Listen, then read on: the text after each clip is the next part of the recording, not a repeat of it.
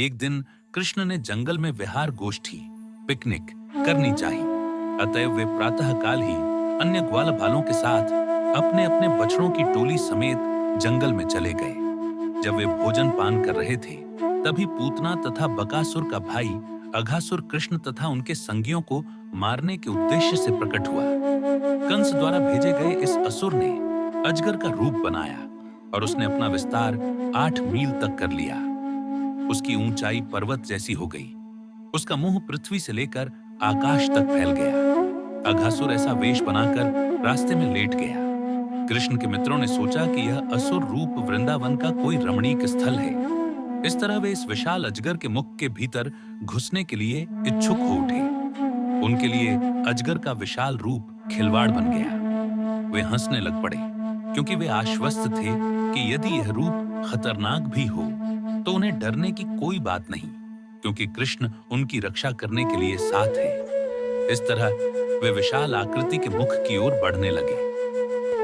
कृष्ण अघासुर के बारे में अच्छी तरह जानते थे, अतएव वे अपने मित्रों को असुर के मुख में घुसने से मना करना चाह रहे थे। किंतु तब तक सारे ग्वाले अपने अपने बछड़ों की टोलियों समेत उस विशाल आकृति के मुख में घुस चुके थे। कृष्ण बाहर प्रतीक्षा कर रहे थे और अघासुर यह सोचकर कृष्ण की प्रतीक्षा में था कि ज्यों ही वे घुसे कि वह अपना मुंह बंद कर ले तो सारे लोग मर जाएंगे। कृष्ण की प्रतीक्षा में उसने बालकों को नहीं निगला। तभी कृष्ण सोच में थे कि किस तरह बालकों को बचाया जाए और अघासुर का वध किया जाए। अतः वे भी उस विशाल असुर के मुंह में घुस गए, और जब वे अपने मित्रों समेत उस असुर के मुख में थे तो उन्होंने अपने शरीर को इतना बढ़ाया कि असुर का श्वास रुक गया और वह मर गया। इसके बाद कृष्ण ने अमृत दृष्टि फेर कर अपने मित्रों को जीवित किया, जिससे सभी हंसते खेलते बाहर आ गए। इस तरह कृष्ण ने देवताओं को प्रोत्साहित किया और उन्होंने परम प्रसन्नता व्यक्त की। दुष्ट तथा पापी व्यक्ति के लिए सायुज्य मुक्ति की कोई गुंजाइश नहीं रहती, किंतु कृष्ण द्वारा अघासुर के शरीर में प्रविष्ट होने तथा उनके स्पर्श मात्र से उस असुर को सायुज्य मुक्ति प्राप्त हुई। यद्यपि अघासुर संबंधी घटना 1 वर्ष पूर्व घट चुकी थी, जब ग्वाल बाल 5 वर्ष के थे, किंतु जब वे 6 वर्ष के हुए तो उन्होंने कहा, यह घटना तो आज घटी है, तो क्या कारण था? जो हुआ था वह इस प्रकार है। अघासुर को मारने के बाद कृष्ण तथा उनके संगी जंगल में विहार करने चले गए। बछड़े हरी घास से आकृष्ट होकर चरते चरते जब दूर चले गए तो कृष्ण के संगी कुछ क्षुब्ध हुए और उन्होंने अपने बछड़ों को वापस लाना चाहा। किंतु कृष्ण ने ग्वाल बालों को यह कहकर प्रोत्साहित किया, तुम क्षुब्ध हुए बिना अपना भोजन करो, बछड़ों को ढूंढने में जाऊंगा। इस तरह कृष्ण वहां से चले गए। तब कृष्ण की शक्ति की परीक्षा लेने के लिए ही ब्रह्मा जी सारे बछड़ों तथा ग्वाल बालों को चुरा ले गए और ले जाकर उन्हें एकांत स्थान में रख दिया। जब कृष्ण बछड़ों तथा बालकों को न ढूंढ पाए तो वे समझ गए कि यह ब्रह्मा की चाल है।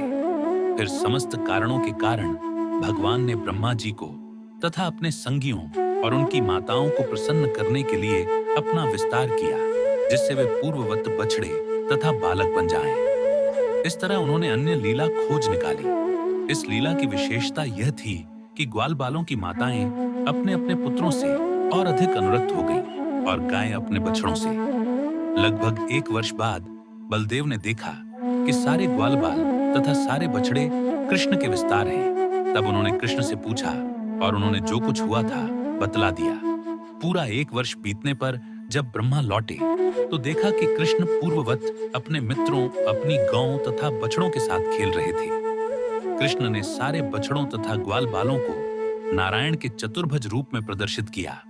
तब जाकर ब्रह्मा को कृष्ण की शक्ति का पता लग सका और वे अपने आराध्य देव कृष्ण की लीलाओं पर आश्चर्यचकित रह गए। किंतु कृष्ण ने ब्रह्मा को अपनी अहेतुकी कृपा प्रदान की और उन्हें मोह से मुक्त किया। इस तरह ब्रह्मा जी भगवान का गुणगान करने के लिए स्तुति करने लगे। भगवान को प्रसन्न करने के लिए ब्रह्मा ने सर्वप्रथम उनके दिव्य अंगों की स्तुति की और फिर यह घोषित किया कि उनकी माधुरी की मूल पहचान को समझ पाना उनके ऐश्वर्य की अपेक्षा अधिक कठिन है। वैदिक प्रमाणों से प्राप्त दिव्य ध्वनि के श्रवण तथा कीर्तन की भक्तिमय विधि द्वारा ही भगवान की अनुभूति हो सकती है। वैदिक प्रमाण के अतिरिक्त अन्य विधियों से ईश्वर की अनुभूति करने का प्रयास व्यर्थ है। असीम आध्यात्मिक गुणों के आगार भगवान का रहस्य अचिंत्य है। इसे समझ पाना निर्विशेष ब्रह्म से भी अधिक कठिन है। केवल भगवत कृपा से ही उनके यश को समझा जा सकता है। अंत में इसकी अनुभूति होने पर ब्रह्मा ने अपने कार्यों की बारंबार भर्त्सना की और यह माना कि ब्रह्मांड के परम आश्रय श्री कृष्ण ही उनके अपने पिता आदि नारायण हैं। इस तरह ब्रह्मा ने भगवान से क्षमा याचना की। तत्पश्चात ब्रह्मा ने भगवान के अचिंत्य ऐश्वर्य का गुणगान किया और जिन जिन बातों में ब्रह्मा तथा शिव विष्णु से भिन्न हैं, जिन जिन कारणों से भगवान देवताओं, पशुओं इत्यादि की योनियों में जन्म लेते हैं, जिस तरह से भगवान लीलाएं करते हैं, उन सब का तथा भौतिक जगत की नश्वरता आदि का वर्णन किया। भगवान को जान लेने पर जीवात्मा भव बंधन से मोक्ष प्राप्त कर सकता है, किंतु वास्तविकता तो यह है कि मोक्ष तथा बंधन दोनों ही असत्य हैं, क्योंकि जीव के बद्ध होने से ही बंधन तथा मोक्ष उत्पन्न होते हैं। भगवान कृष्ण के साकार रूप को भ्रामक मानकर मूर्ख लोग भगवान के चरण कमलों को छोड़कर परमात्मा की अन्यत्र खोज करते हैं, किंतु उनकी व्यर्थ की यह खोज उनकी मूर्खता का स्पष्ट प्रमाण है। भगवान की कृपा के बिना भगवान के सत्य को समझने का कोई भी सरल उपाय नहीं है। इस निष्कर्ष पर पहुंचकर ब्रह्मा ने ब्रजवासियों के सौभाग्य का विश्लेषण किया और तब स्तुति की कि अच्छा होता यदि वे स्वयं एक तृण, कुंज या लता के रूप में वहां उत्पन्न हुए होते। वृंदावन वासियों के आवास भौतिक जगत के बंदी गृह नहीं है, अपितु ज्ञानियों तथा योगियों द्वारा भी इन आवासों की कामना की जाती है। दूसरी ओर कोई भी आवास जिसका भगवान कृष्ण से संबंध नहीं होता है, वह भौतिक जगत का बंदी गृह है।